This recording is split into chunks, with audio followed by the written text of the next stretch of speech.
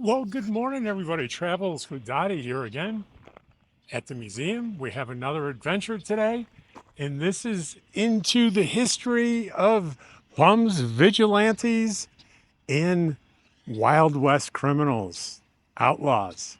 And the part one is we're going to go in the museum here with a whole crowd of people. And my hero, Jack Schweitzer, with the museum, is going to give us a fascinating lecture on how those things transpired in this area in the 19th century. It's a pretty fascinating thing. And in part two, part of the story has to do with kind of a ghost town just a couple miles from here called Elizabethtown. In part two, everybody's gonna go in a caravan and we're gonna head up to Elizabethtown and see what's left of that town. And Jack's gonna give us some more fascinating information on that. But this is part one. I hope you enjoy it. And keep in mind, this is good stuff for you full-time RVers. If you're anything like me and you travel around and you fall in love with places like I've fallen in love with here, Eagle Nest, New Mexico, and Quartzsite, Arizona, and most recently, Artesia, New Mexico, you spend time there and it becomes even more exciting and fun when you learn about the history and you feel more a part of the community and you get more excited when you're driving around and you go, I know what's there. I know what that is. I know what happened there. It's a pretty neat thing. So I hope you enjoy it. Here's part one.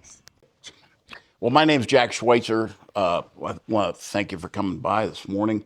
We're a little nonprofit museum, act as a unofficial visitor center for the 315 residents here in Eagle Nest. And we conduct these tours, similar tours to these, primarily during the summer months. We do a few things during the winter, like fly fishing classes and that type of thing. We also teach classes to the kids at the local school. They'll come up here, they walk up from the school, and we do things like on wildflowers and that type of thing, so we can get them away from doing this all day long. We're going to talk about outlaws, bummers, and vigilantes, and this area is a very target-rich environment. Oh, by the way, in looking outside, I want to welcome you all to London. But I'll reserve my English accent for later. So, we're going to talk about the Ketchum Gang, Clay Allison, Charles Kennedy, and the Colfax County War. And there were several different what they call wars back in the Old West. We had the Johnson County War, which is up in Wyoming, the Lincoln County War, which is probably the most well-known of them, which is where Billy the Kid and all that sort of stuff took place down in Lincoln County, and then the Colfax County War. This was probably the longest and the bloodiest of those wars. And the characters who came through this area are just amazing. A lot of the research that I've done here was through the Library of Congress, Pomona, California Public Library, and highly referenced books by a guy named Jeff Burton, who is an Englishman who's probably done the most serious research on the outlaw group in the American West, whether it was here or Wyoming or wherever it was. And we're going to talk about that. And if we have time today, if you guys are so inclined, I was thinking of tacking on a couple minute extension on this where we talk about Elizabethtown, because we're going to end up there anyhow, and that'll tie in as well. So, the bummers. Well, the West generally, and New Mexico particularly, was a pretty lawless place. As I say, our local area is target rich historically. We go way back here. So from where we're at right now, it's 17 air miles. And September 7th in 1540, Captain Alvarado was in Taos Pueblo, part of the Coronado expedition. So we go back a little bit further than Jamestown or Quebec City for the Francophiles in here. The bummers. Well, the bummers were called, we've shortened it now to bums. So trot bum, ski bum, and bum bum. A worthless person from the Old West and Gold Rush era. Vigilantes, For obvious reasons, their names have not come down through history, but they characterized the Old West, particularly in mining camps, of which we had a few around here. Virginia City, about 2 miles behind us, and Elizabethtown. Virginia City was a place where the first gold was discovered in October of 1866, by the way. And again, the Outlaws, well, we know a few of them, and we're going to talk about some of those today. If you strayed from a lawful life, it was said that you were on the Owl Hoot Trail. And so those who took the dark path rode the Owl Hoot Trail to avoid being seen, synonymous with the Outlaw Trail. And we're going to talk about all of these things. Riding the Owl Hoot Trail. So Shadows in the Rockies, the last refuge of the lawless in the Wild West. We had a lot of them here. These were places that were dens of thieves and liars and murderers. And these were places that we're going to talk about where these guys could be among themselves and other outlaws. The Outlaw Trail started in Chihuahua, extended all the way up into Canada. For those of you who may have seen the movie with Jack Nicholson called The Missouri Breaks, he talks about some of this stuff. We have places of particular concern here, and there were 4 major hideouts on the Outlaw Trail. Alma, New Mexico was one of them for sure. Robbers Roost, Brown's Hole, and the Hole in the Wall up in Wyoming. And there was considerable activity along that unofficial trail, and the towns that were associated with it to the side, they didn't ask too many questions generally. So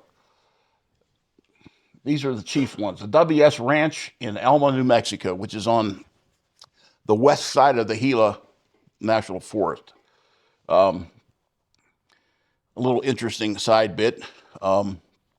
Outside of Alaska, the largest single unit of national forest in the United States is the Gila National Forest at 3.2 million acres. I'll get down lots of rabbit holes, folks. We'll be here till about 4 in the morning. So down at the WS Ranch and Cattle Company, that was the southern terminus in the United States. They could go back and forth across the border into Chihuahua, into Sonora as well. It was controlled.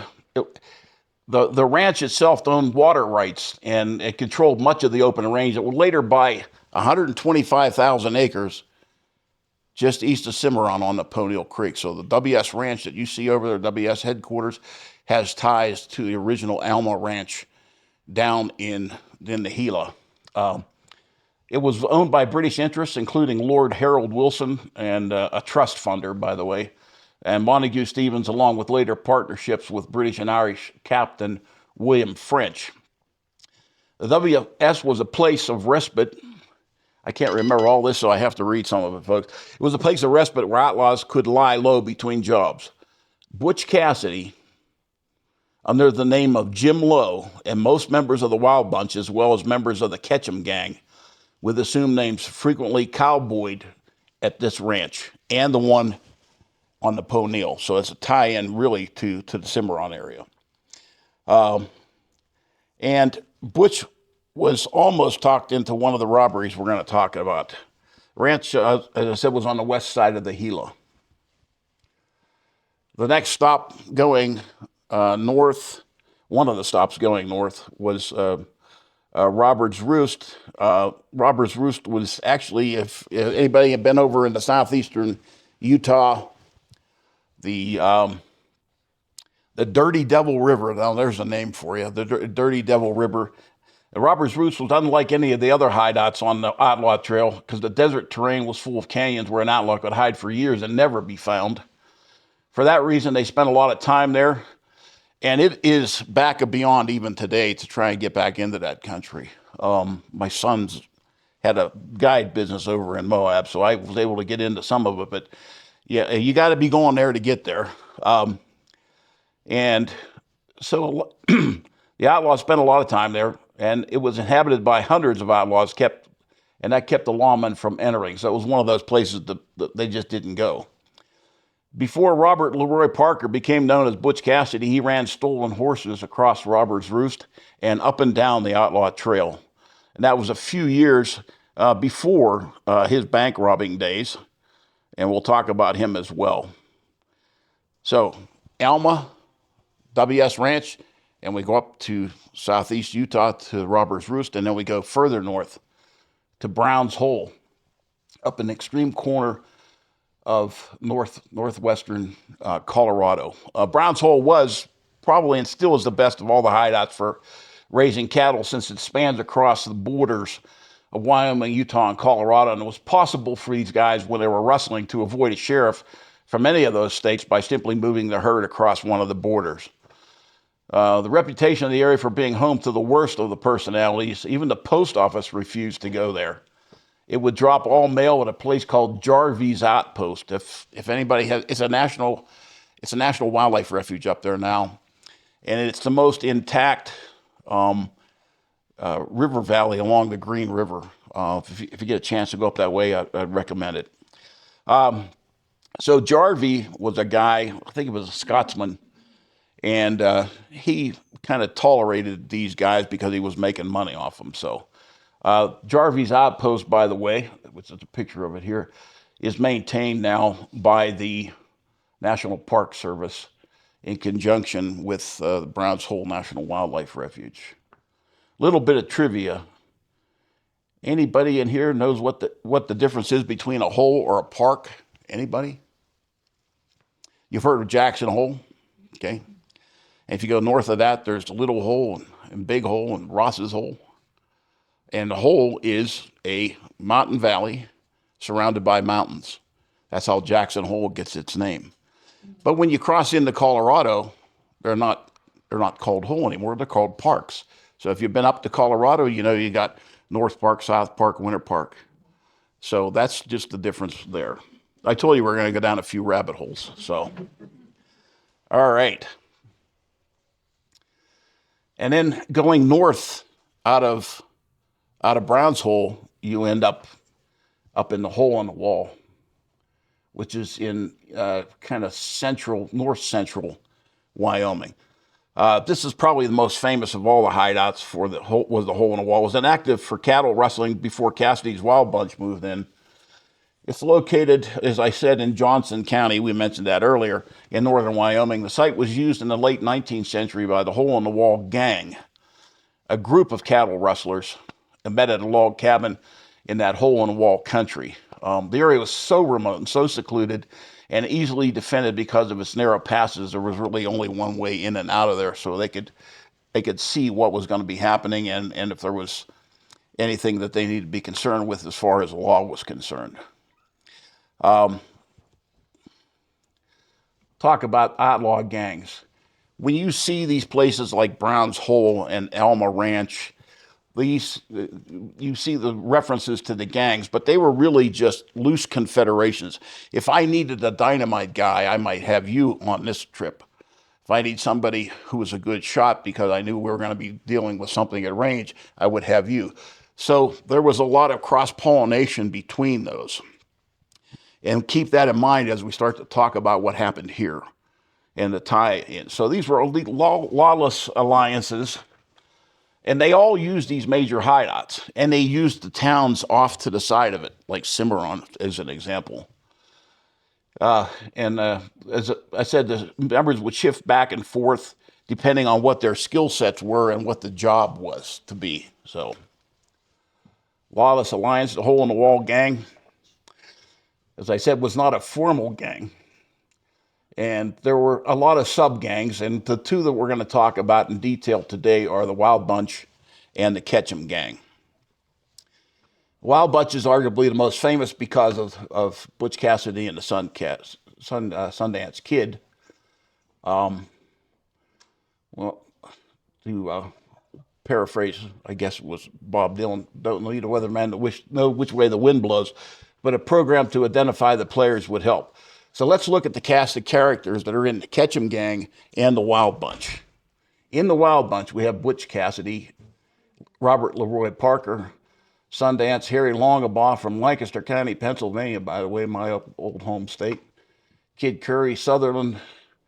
The ones that are in bold there, William Ellsworth, Elsie Lay was Butch's best friend, Will Carver, and Dave Atkins. And supposedly Dave was involved with the Pinkertons. This is the famous picture that got them all pretty much arrested or killed.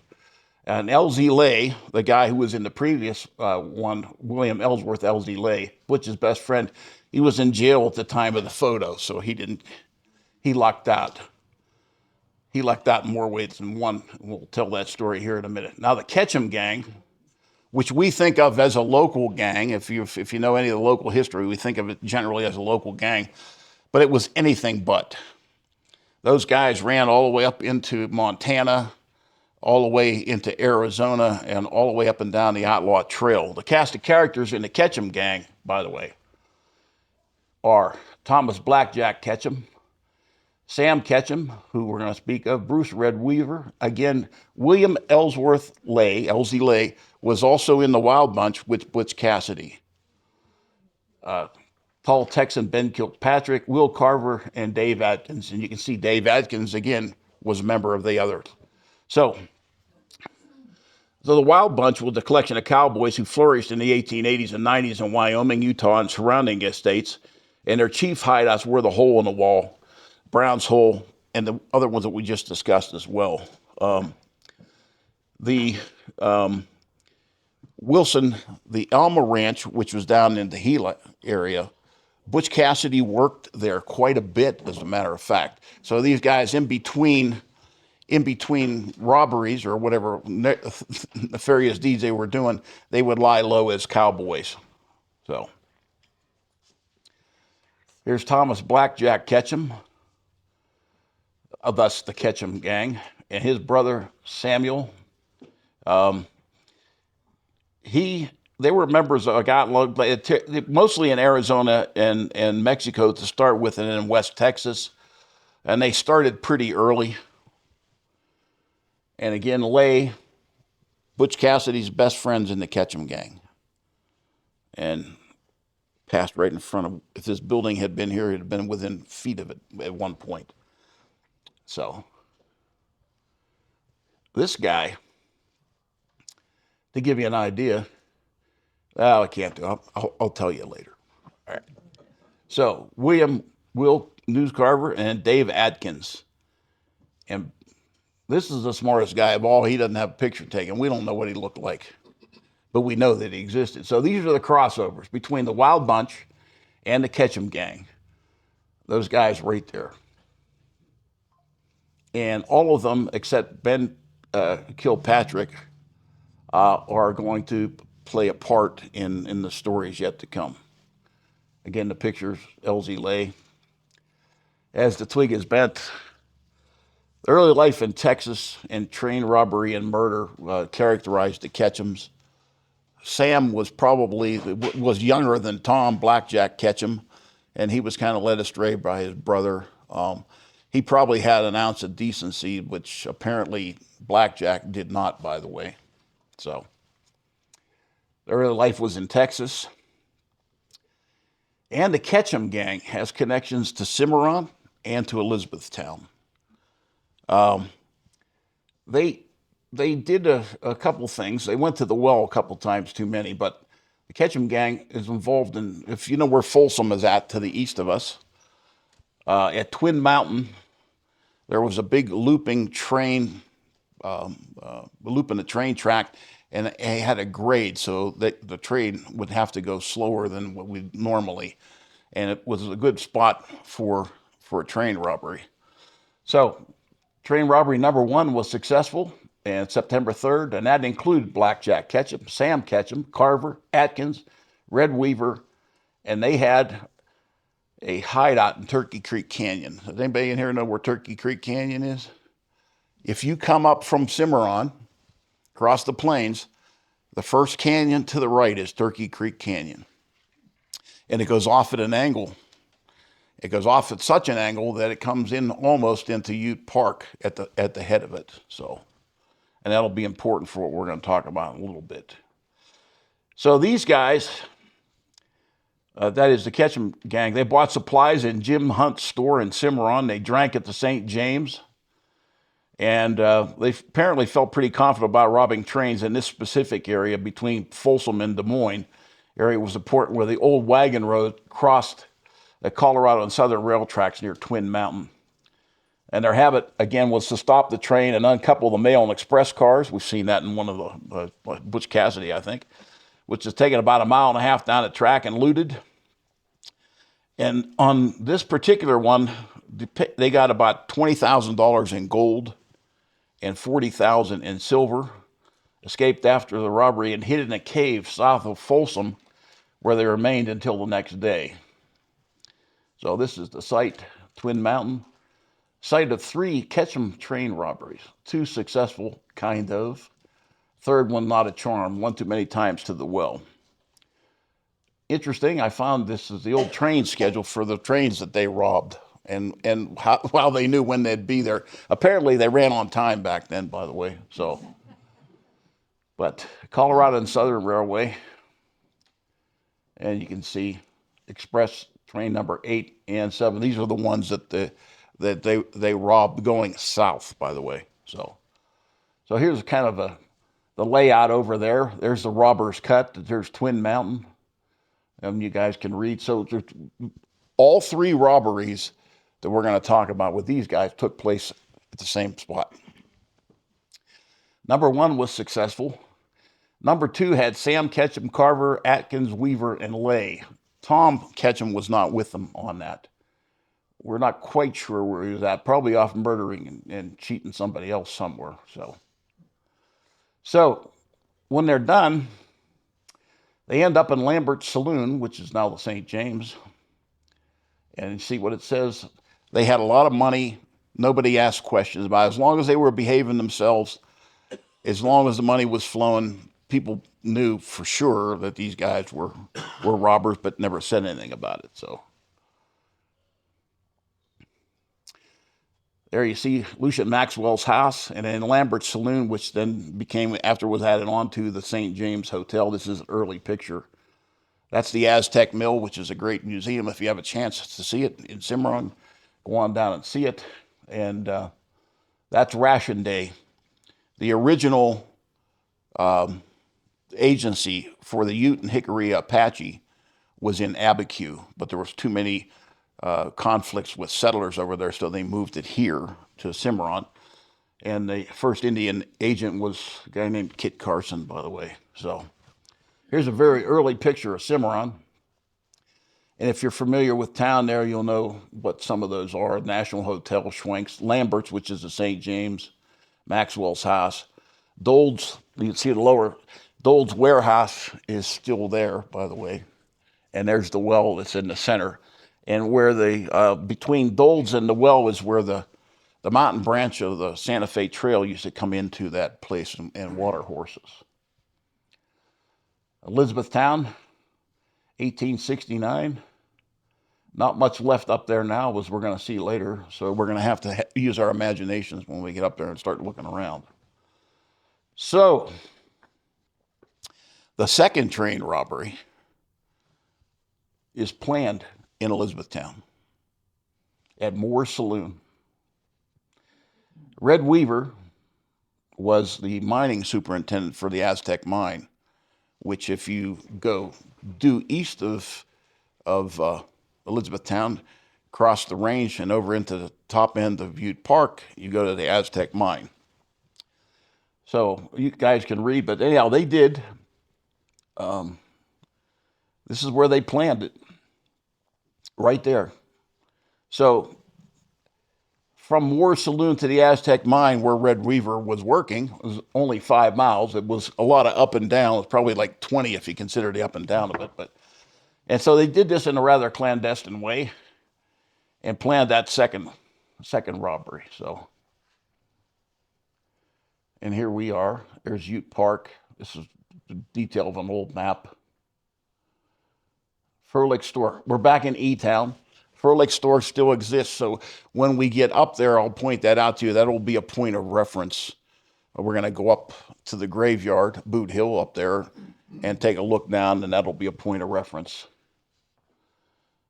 This is an old picture of a long gone hotel. This was very likely owned by Henry Lambert. And when things petered out up in Elizabethtown, he went down and bought the St. James, which became Lambert Saloon and ultimately the St. James. So, and I'll point out to where that's at as well. But this burnt down, and then the stone Moots Hotel was built. We can see the ruins of that today. So that's the reference point here. Same circumstance. Trying to piece these things together when you get a photograph and there's no point of reference. If you take a look, you see that looks like a barbell there. That's for billiard parlor, by the way. So in this picture, if you look up, you can see that above Freilich store, which we know is there, so that located the hotel for us. And these are some of the older buildings in town. Freilich store on the right. Again, a reference. This is the old stagecoach at Elizabethtown. Only the foundation remains up there, by the way. And that's the Moots Hotel, the stone building there that replaced the one that burnt down. So, Ketchum Gang, here we go. Number 2. They break up with Blackjack because he's too mean. And so, on the second one, Sam will, Dave Atkins doesn't go, but Bruce Red Weaver does. And so, this is what Elsie Lay was in Alma and trying to convince Butch Cassidy to come up here for this train robbery. And Jeff Burton, who wrote the books Dynamite and Six Shooters, has this very well documented. And Elsie Lay and Butch said of Blackjack, the dirtiest bastard that ever lived. So that's why Butch stayed down there, but Elsie decided he was going to come up here. So this is number 2, same setup as before. But from where that was, from Twin Mountain to Cimarron, and then Turkey Creek Canyon, you can see Blackjack's hideout, which was a cave up at the upper end of Turkey Creek Canyon. It's on the Boy Scout Ranch, so we can't get up there. So, but no, when you drive past there, or if you're coming this way, Turkey Creek Canyon is the first canyon to the right as you come out of Cimarron. Can't miss it. And that's trespassing, but if you lose your dog up there, you might be able to have to go get it. So this is an early map. Of course, it shows our valley at the extreme left-hand corner there, but at the time, Eagle Nest didn't exist. And Dave Atkins and some woman who we don't know. So the Turkey Creek Canyon Outlaws. Here we go. Will Carver, Sam Ketchum, and Elsie Lay. And there's a reference for Turkey Creek Canyon. So if you see that, you know that's where you're at. And his hideout was at the head of it, Blackjack's hideout. Coming Cimarron, it'll be on the right-hand side, the north side of the road. And it goes off. And there's actually, I think there's a Boy Scout sign there as well. It doesn't mark it as Turkey Creek Canyon, but there's a way to climb over the fence there. Not that I ever have. Okay. So Blackjack's hideout is up there. And then there's the Turkey Creek turnaround at the bottom down there. So that's kind of where that happens. And that's the reference point. So I just showed you that. How do they do that? What's that? How far is that between Twin Mountain and I think it was about 60 miles, 60 air miles. I don't know how far it was riding a horse, but those guys were probably not. They were probably backtracking, and they split up and had a point of getting back together again, and that was probably the St. James, by the way.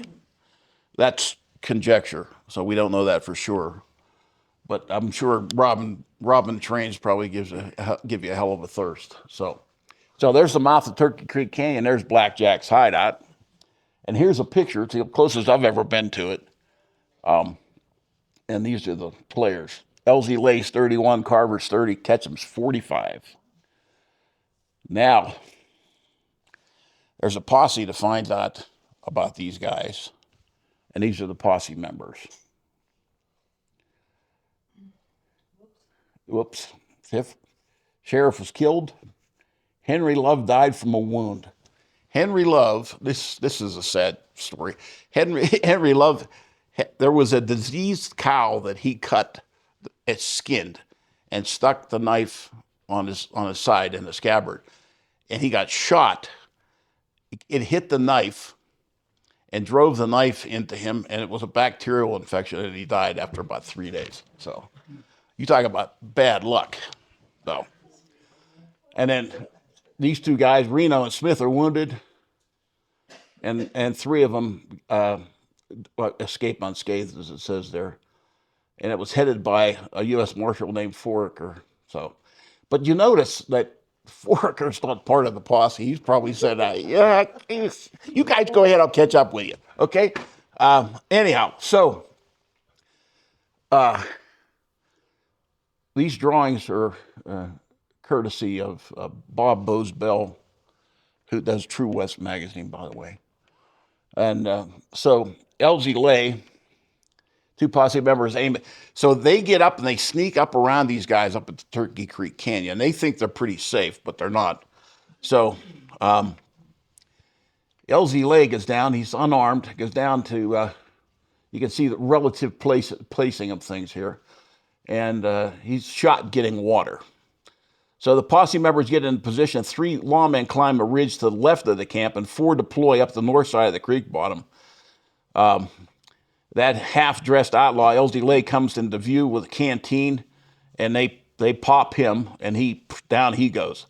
A few posse members take aim and fire, and we don't know who actually shot him because there were several people who shot.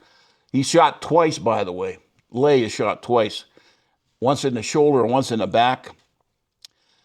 He drops as though he's hit with a club, they said. And we got a quote from the sheriff is, "We got one of the sons of bitches." So I'm sure they were all sons of bitches, but so one of the outlaws appeared to be dead shot. So Atkins is shooting a gun with smokeless powder, not black powder. So they can't tell where he's firing from because there's no smoke to give it away. And so he starts shooting and wounds and or kills all the people that you saw previously, because he's the only one who was in that position to do it. So Blackjack's hideout. I'm getting ahead of myself here. Hang on a minute. Bear with me. It's tough getting old, I'll tell you. So Lay is, as they said, shot all to hell. Sam Ketchum is shot as well, and his arm is kind of dangling. And so Lay and Carver and Sam Ketchum, instead of coming back down the canyon, it starts to rain and it gets dark. They go up over top of this little divide and then they drop down into the next canyon, which is Bear Canyon. If you go into Ute Park, which we're going to do, just east of Ute Park is Bear Canyon, and that's where those guys, they dropped over from Turkey Creek Canyon, came right down, hit what is now US 64, and then came up into Ute Park, and they went to a place called McBride's Store and McBride's Cabin. And there is some controversy over where that was. We have 2 possibilities. There's one that I think exists. So anyhow, they leave there. You can see, you follow the yellow line from the right there, where it comes down to the road, and then they go to McBride's cabin. Now McBride, by the time they get there, Ketchum can't even keep him on a horse. They got to tie him to the horse, and they've only got one horse, so the other 2 are walking, and Sam's in there, and they go to McBride's store, and he gives them, hides them for the day. The posse rides right by the place, never checks it out. And so the next day, McBride thinks, I'm going to get caught harboring these guys. So he sends his son to Cimarron, gets a hold of the posse members, and tells them that they've got Sam in a granary building with no windows. So Sam's there, but where are the other two guys? They're like, hey, we'll see you, man. They're out of here. So Lay and Atkins come up this canyon and they go to Elizabethtown. So they would have passed probably right behind us here on the old road. And then from there, they get medical help up there, probably get a little drunk, and then they disperse in their own way. They come back into the historical record, but not right away. So They're carrying all their loot with them, all the gold and silver. Mm-hmm. It's Yep. divided up between. Yeah, and Red Weaver was holding the horses over there. We don't know where Red went. Red took off. We think that he probably had most of the loot, but we don't know that for sure. So that's Ute Park, by the way, to give you an idea. And so US 64 is the road in the lower part there. And then that road going back into Ute Park, which is not used very much today, that went back to the mines. That was used a lot back in the day. So it actually went back to the Aztec mine and a number of other mines and some settlements that were back in that area. So, and these are just a little map just showing where the buildings were back in the day back there. So there's only a few possibilities for where they finally caught Sam. And this is an aerial view of McBride's cabin and store in the granary. So how they catch Sam Ketchum, the kid, Jim McBride's kid, who's got the posse out of sight, he goes and knocks on the door, and Sam's in there, and he convinces Sam that he wants to say, can I see your gun, Sam? And Sam gives him the gun. And out the door he goes, and in comes the posse. They snag Sam. They take him, put him on a train. He goes to Santa Fe, and he dies within a couple days from lots of different things. Acute lead poisoning is one of them, I'm sure. So this is an aerial view of the granary and McBride store. Those places still exist down there. This is where I believe this was, just because it most aptly fits the description. So there you go. We will get a chance. This is on private property down there, by the way. So we'll have to go up, take a look at it, and turn around and get out of there. And then we're going to go up to E-Town from there. But that is most likely the store.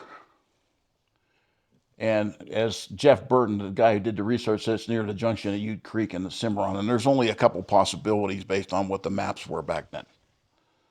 So, and that's likely the granary, that small building there. No windows on it, because that's part of the description that wasn't. So, yeah. 11 miles from here, by the way. Now, I've had some people tell me that this was the place but it doesn't fit the descriptions of the buildings that we know. But it's a possibility. I'll show you that when we get down there as well. And just some more map stuff. We're going to get out of that because it gets boring after a while. So they lived. This is LZ Lay and Dave Atkins. They leave the McBride cabin and come up the canyon past where we're at, behind where we're at actually, because that was the road then, and up to Elizabethtown.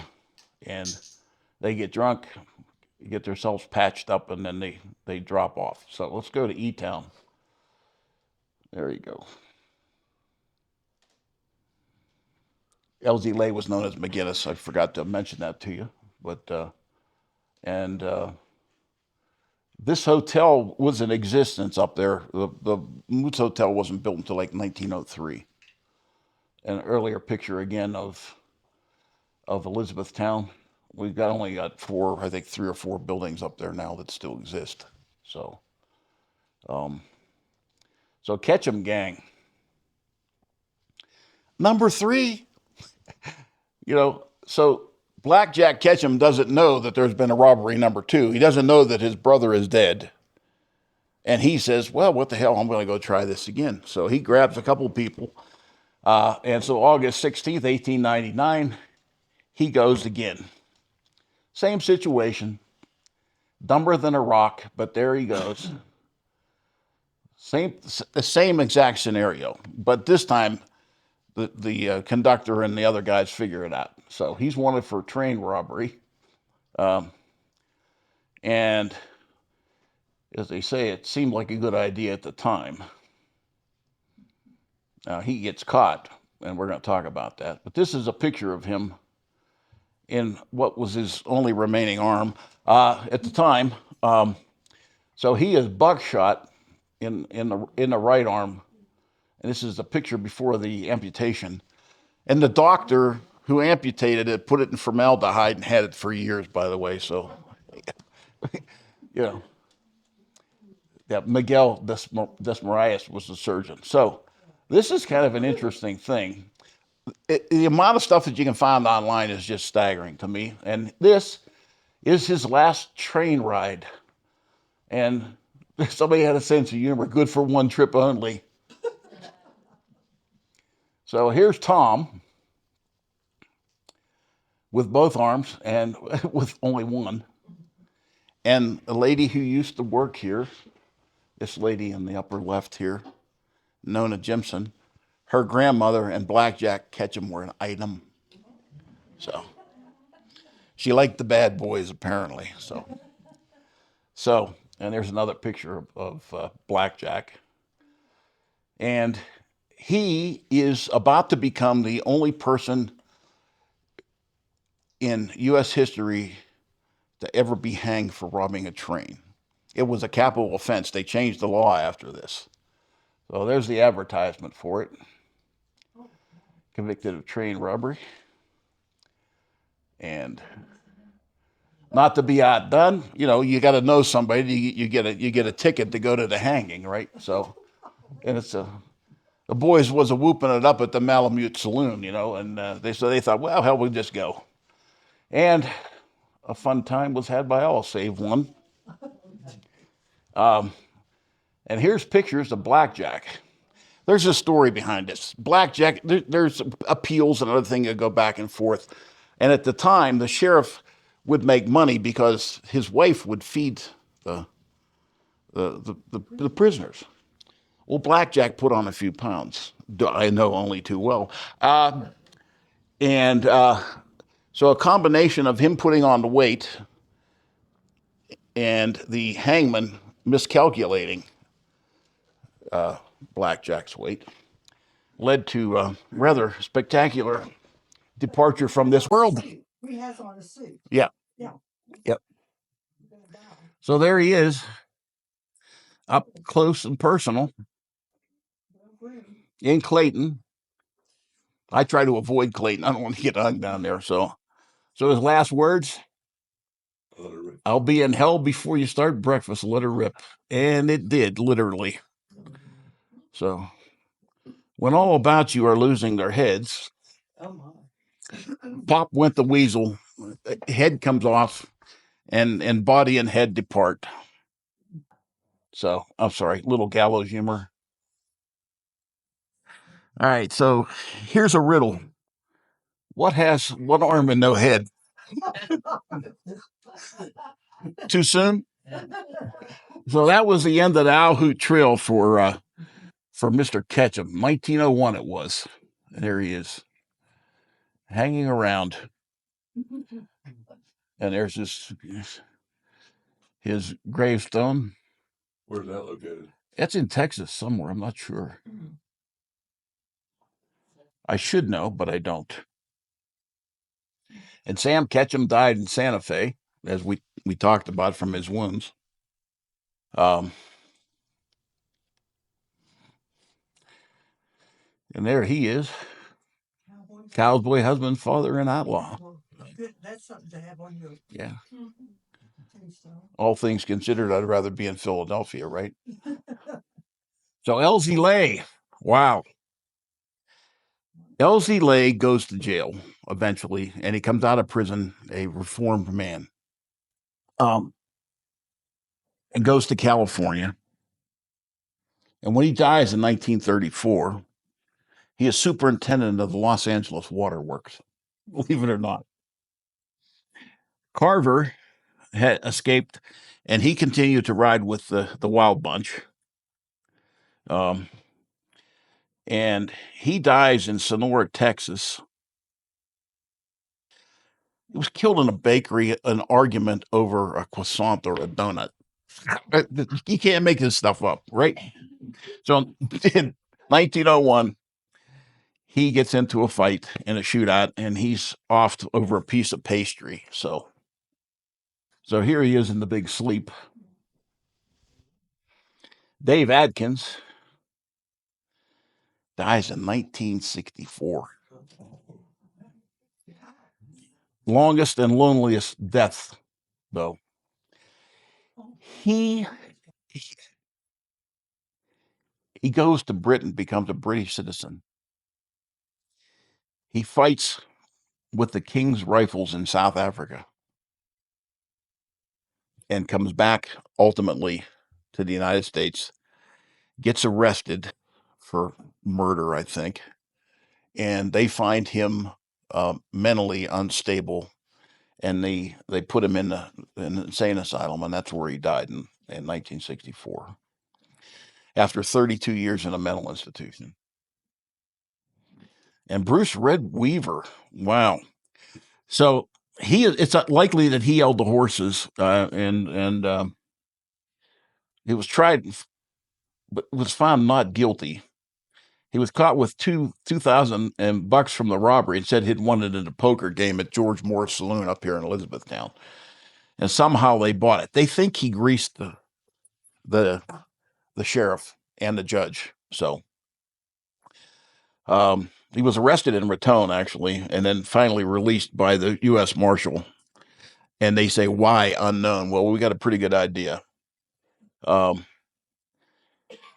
we don't know if he was a Judas or an idiot or a great liar, but the jury seems to indicate that he was a good liar because he got off. Beyond that, we don't know much. He just disappears into history. Talk a little bit about the Vigilantes. What time we got there? Okay. I can only lie so long without a break, okay? So crime doesn't pay, the epilogue. Here we go. So Palo Flaciato Pass, where 64 goes over, there was a ne'er-do-well by the name of Charles Kennedy over there who had a spring and a home there. And there's lots of stories you'll hear about Charles Kennedy, most of which are not true, by the way. Some of which are. I'm not the well from which all knowledge flows, but I try and research stuff anyhow. So Charles Kennedy waylays people coming over the pass, kills them, steals their stuff, and sells it. And this is this is during the time of Elizabethtown. So he gets here. He shows up in the 1870 census, which I found, by the way. So, and so Charles Kennedy dies in 1870, October 7th. The story is that Charles Kennedy waylays a traveler, and that his wife, who was a Native American, an Indian, are having dinner with this guy, and the guy says that there's an odor, and the story goes, the legend goes, that the bodies are buried under the cabin, and the little boy says that was the case, that there were bodies buried under it. He shoots, that is, Kennedy shoots the guy, grabs the kid by the ankle, swings him around, crushes his head against a fireplace. Drunk as he is, his wife climbs up the chimney and out and runs up to Elizabethtown. The Vigilantes go down and get him and take him up and put him in jail. And they put him in jail. The sheriff puts him in jail. The Vigilantes break him out of there. They throw a rope around him and drag him around for a good time. Finally kills him. And then a guy named Clay Allison lops off his head with a Confederate saber, and places the head on a pike in front of the St. James Hotel. Problem is, there was no St. James Hotel then. So there's a lot of stuff about this story that doesn't add up. Near as we can figure, his wife was New Mexican. She was not an Indian. The son was too young to have talked because he was only 1 year old in 1870. But that he was up to no good, we're pretty sure about that. So it is likely that the story about the head being lopped off is true, and that it was placed in front of Henry Lambert's saloon, but that saloon was up here, not down there, because he didn't move down there till like 1872. There was a saloon there, so things started to peter out up here pretty quick as far as the gold was concerned. So Lambert, being what he was, thought, well, we'll just go down there. So he did. By the way, Henry Lambert, Henri Lambert, was a French citizen. And he was part. This is hard to believe. He was a submariner, a submariner in the French Navy, and he jumped ship in Venezuela or somewhere, and comes to the United States. He's a good cook. He ends up cooking for Grant, documented, and then did some cooking for Lincoln in the White House, and then decides, I'm going west and find my fortune. So I didn't know there was a French Navy that had submarines back then, but apparently it's true. So that's Henry. So Henry was a wealthy guy, by the way. Henry and his wife Mary were worth about $5,000 in 1870, which is known as a hell of a lot of money back then. So Charles Kennedy was, in fact, had his head lopped off by a guy named Clay Allison. And we'll talk about Clay here in a minute. And there, somebody stole this is a replacement headboard, and somebody stole that, so I don't know where that's at. So the 1870 census, there he is, Charles Kennedy, 31 years of age, I don't think he made it to 32. His wife, Gregoria, and their son, Samuel. So, and this was the Elizabeth City Post Office, by the way. And it's got interesting stuff. This is the shootist, Clay Allison. Well, this guy is something. He joins the Confederate Army. He's discharged from the Confederate Army for being partly maniacal. I don't think it's a choice, but hey, I'm going to be good today and I'll be partly maniacal tomorrow. But anyhow, so that's what it was. He's discharged from them for being partly maniacal. Well, keep that in mind, because the partly maniacal shows up. He's the guy that lopped off Kennedy's head. So he's the first guy that we know of in history that referred to himself as a shootist. And he killed a guy named Colbert, and Chunk Colbert was a relative of the guy he killed. And Chunk said, let it be known that if he would shoot Clay Allison the minute he saw him. Well, they ran into each other at the Clifton House, which was out near Raton, and they're in the bar, and they're maneuvering to see if they can get the drop on each other, and it's not working out. Allison says to Chunk Colbert, why don't we walk across the hall and get something to eat? So they did. They walk across the hall, they get something to eat.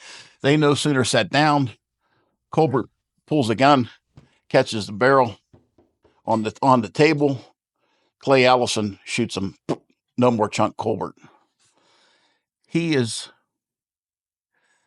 asked, if the man's trying to kill you, why the hell would you go to dinner with him or go to lunch with him? He said, I didn't want to send the man to hell on an empty stomach. And so that is a contemporary reporting of that quote. So you'll hear that in a lot of different contexts, but that one I think is as true as you can find. So range wars of the West.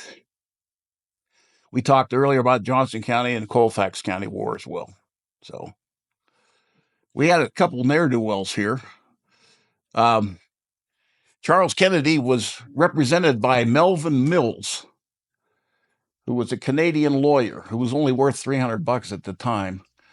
And Melvin Mills goes on to fame / infamy as part of the Santa Fe Ring, which was kind of a corrupt ring in Santa Fe. Mills Canyon, which is out on the Canadian River, is named after him. So I'll resist. Any lawyers in the room? Okay, well, I better you not even do that. You might be married to a lawyer. I don't know. Okay. And there's Henry Lambert and his wife, Molly, Mary. And there he's born in France. His wife was born in Virginia. Early picture of the St. James. This is, I'm not quite sure of the year of this, but it's obviously after it had been expanded considerably. And that is a known date, 1915. And again, we saw this earlier. So, if you guys want to take a couple minute break, if you have time and you're in, I can go through some things up in Elizabethtown and kind of orient you a little bit. This would normally be the end of the Bummers and Vigilantes and Outlaws things, but if you guys want to take a 5-minute break, I'll give you about another 15 minutes of this, and then we'll get the hell out of here. Now, where are we going, Jack? That's my little niece said to hell in the handcart.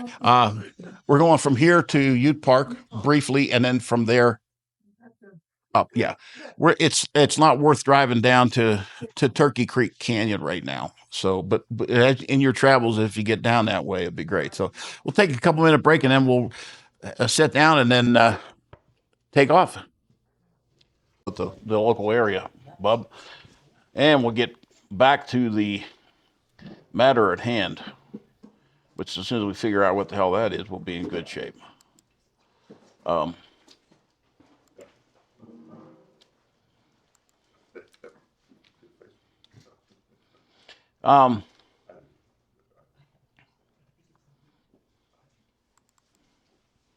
Bear with me just a minute.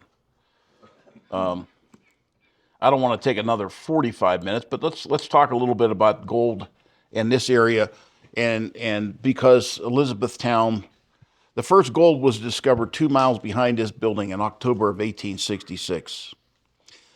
And Ute Indian had a piece of float copper about the size of my fist, float copper being pure copper.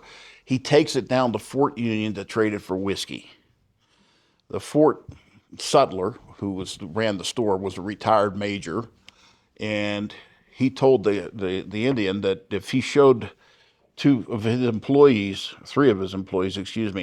where that came from, that he'd give him twice as much whiskey, which the Indian did. And they come up and they're camped up here on Willow Creek, by the way. And while one of them was cooking, two of them were panning, and they found gold. And they were going to keep that a secret. Well, whiskey's betrayed more than one person, so it sure as hell did them, because by that next spring, there was scheduled stagecoach service and wagons into this valley. And if this subdivision over here is Bear Mountain, at the back of that subdivision, there's a little arroyo. That's just an eroded wagon road from back in 1867, by the way. So I'm supposed to mute this thing. Robin Hood's calling me there. So gold, Fort Union, first gold rush. This is going to be a rather quick view through this. Gold on Willow Creek. Willow Creek, by the way, still flows, but it sinks down into the alluvial gravels and comes back up out under the lake. Is that what that is there? Is that what Right, yeah, Willow Creek was right here. Just as an aside, there's a pit right behind the building here. You can see some stones back there. When things petered out in California, but primarily when the Transcontinental Railroad was completed in 1869 up at Promontory Point, Utah, Chinese were most of the laborers on the western end of that, and they dispersed all over the west. This area in here is called the Chinese diggings. The Chinese were actually mining here. So anyhow, so Fort Union is where the Indian went to. That's the store where he traded the copper for whiskey. And that's what a piece of flowed copper looks like, obviously. And just some scenes of panning. And as I said, with whiskey, there are no secrets. March of 1867. Mining claims. So we are in the middle of a 1.7 million acre Mexican land grant, and it was granted so that it would buffer the influence coming across the Santa Fe Trail by the Americanos.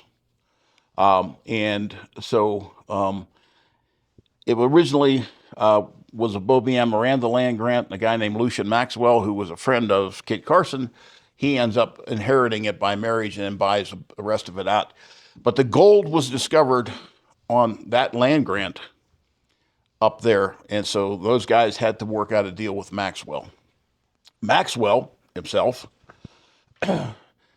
no sooner is gold discovered here than he sells his interest to a consortium from Holland, I believe it was Holland, Netherlands, and he moves down to the southeastern part of the state at Fort Sumner. So, and interesting, he had a son named Pete, and Pete, after the old man died, his sister Paulita fell in love with a guy named William Antrim, also known as Billy the Kid. And Billy the Kid was killed by Pat Garrett in Pete Maxwell, Lucian Maxwell's house. So another rabbit hole thing. Sorry. 1870 Grand Grad sells methods of mining gold. There's lots of different methods. Which one costs more? Placer is pronounced placer. And you're panning gold that's in a pure form, and you'll find that it washes out of the gravels and everything, and so you pan it.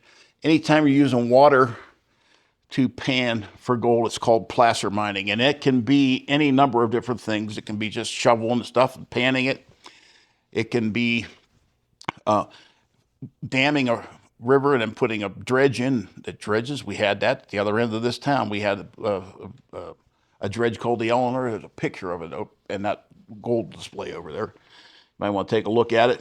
And the other one was hydraulic mining, where you bring water in and under pressure, you blast all the gravels and then but most of it ends up in a pan or amalgamated with mercury. We don't have a lot of water here. The gold's up here. And if you don't have a lot of water, you can't do a lot of placer mining. So they built a ditch, aptly called the Big Ditch, which ran 42 miles from Upper Red River up over top of the pass and into this valley. It had 27 flumes on it, the longest of which was 2,700 feet.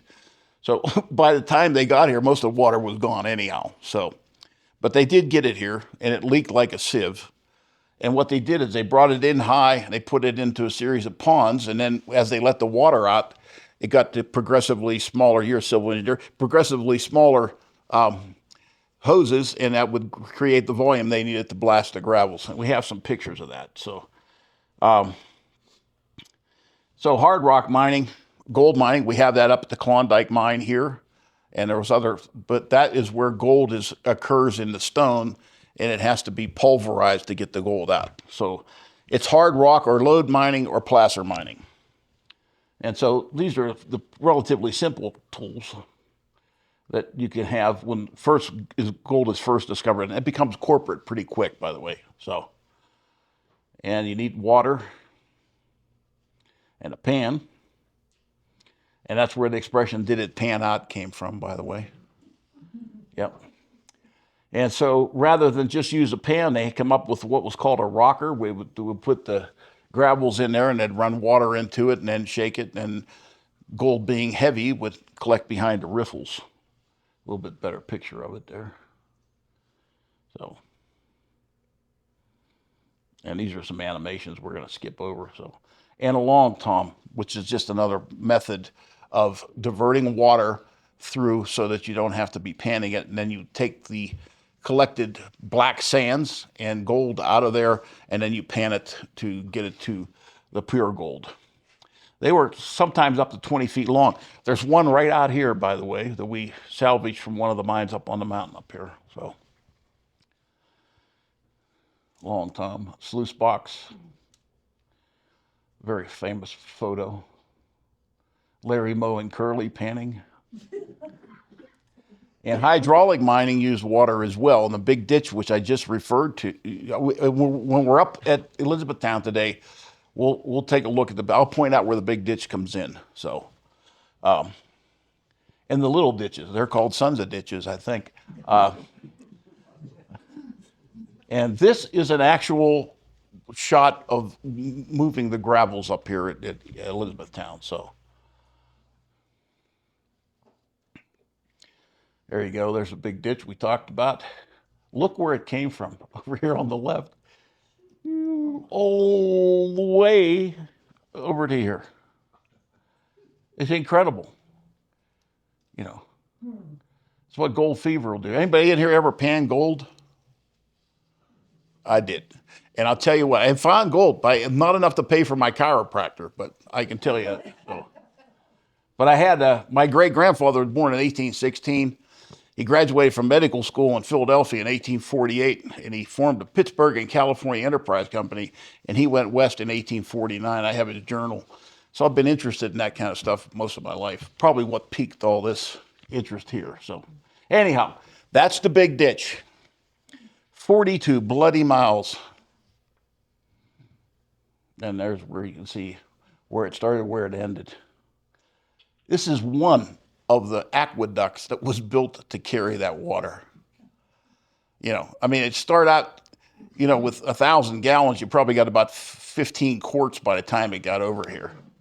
So, but they were able to sell it. Just take a look at these things. There were 27 of these on that ditch. And there's one with the Elizabethtown in the background. So, is there anything left of it? Yeah, there are. Yeah, you can see the big ditch. If you go on Google Maps, you can see it. And over the upper part, there's a pathway on the upper Red River, but most of it's overgrown with aspen over there. Any of the aqueduct structures left? Probably, but just very minimally. Most of that stuff collapsed pretty quickly. So, and these are all photos from the big ditch.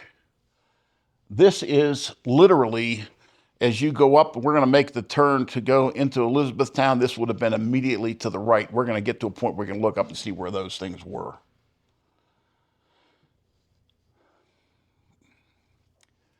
And where that yellow is pointing out is actually Elizabethtown in the background.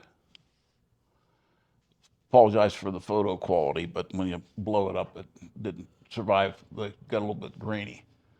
And you can see there's a tent there. Did you see the tent, the lower, center right? So these guys, you will hear that the population of Elizabethtown was 5,000 to 7,000 people. And there's a technical phrase for that. It's called no way in hell, because the 1870 census showed less than 900 people here. And there's no physical evidence of that many people ever having been here. Now, that said, the miners did not walk back and forth from Elizabethtown to go to work every day. They camped right up there where they were mining. So here's another good shot of that. It was backbreaking work, for sure. And a lot of this stuff has been grown over. There's aspens and other trees growing in up there. So this particular aspect, which is hydraulic mining, led to in California, there's a place called the Malakoff Diggings, and they blasted so much silt out that it dammed the Sacramento River. And so they banned it. California did ban it. So the dredge, there is was a dam and a powerhouse down here on Moreno Creek, and that's the Eleanor. And the Eleanor was a dredge. It operated for about 4 years. It was the largest producer of gold in this state, which is not saying a lot because we didn't have as much gold as places like Colorado or California, or some of the places to the north. She there was a question about where she was. World War II for scrap metal, she kind of sunk into the alluvial gravels, but in World War II, everything that was above grade was cut off. And here's a picture of her at her final resting place before they scrapped her. And there was, speculation, well, it's here or where it's there, or where is it? Well, we found it. There she is. And that's Elizabethtown back in the day. And we'll be able to see where that's where the final resting place of the dredge is, but nothing's above ground anymore. So the mystery solved. Chinese diggings, just a few feet from here. Chinese weren't treated particularly well, and by 1882, we had the Chinese Exclusion Act, which restricted the amount of Chinese that could come into the country. Washing the tailings. Very similar to what took place over here, by the way. That stream ran back in the day. So Willow Creek actually came right by this building on this side. And did in 1997, 1998 as well. We had, crazy wet year, and what would normally sink in, the water table came up and it actually flowed. And there's a tree out behind here. And my son, who was like 8 at the time, caught a rainbow trout there that had come up from the lake. And of course, it's dry as a bone over there now. So anyhow, the Chinese Exclusion Act we mentioned. Chinese hand laundry, nothing there. I'm going to skip through this. It's a story for another time. Hard rock mining, which is when you have it in an ore and you have to crush it to take it out. And the Klondike mine was right up here. We have the air compressor from the Klondike mine as a piece of equipment out here that's parked out front. And there were tons of different mines here. A lot of these are names of the streets in town here, by the way. So, yep. And Was the red bandana mine one of the key mines up there? it was. I don't know exactly where it was at. Probably up here. Yeah, across Yeah. from E-Town. Yeah. So these were major Red River areas, by the way, Pioneer Creek, Bitter Creek, Placer Creek, Black Copper Canyon. These are some of the mines as well. Carabel. Some of these places are still in existence there. You have to either hoof it or get a razor or one of those things to get in there. So just some of the mines that were around. Back in the Valle Vidal and Comanche Creek, a number of them as well. So just wanted to give you a taste of what took place up there. So if we like what we'll do is we'll go on out and we're going to mount up and go down to Ute Creek, and I'm going to show you one of the two places where McBride's store was and where Sam Ketchen finally got captured. And know that LZ Lay and Atkins just passed here on their way up to Elizabethtown to try and find somebody to patch them up and get back on the road.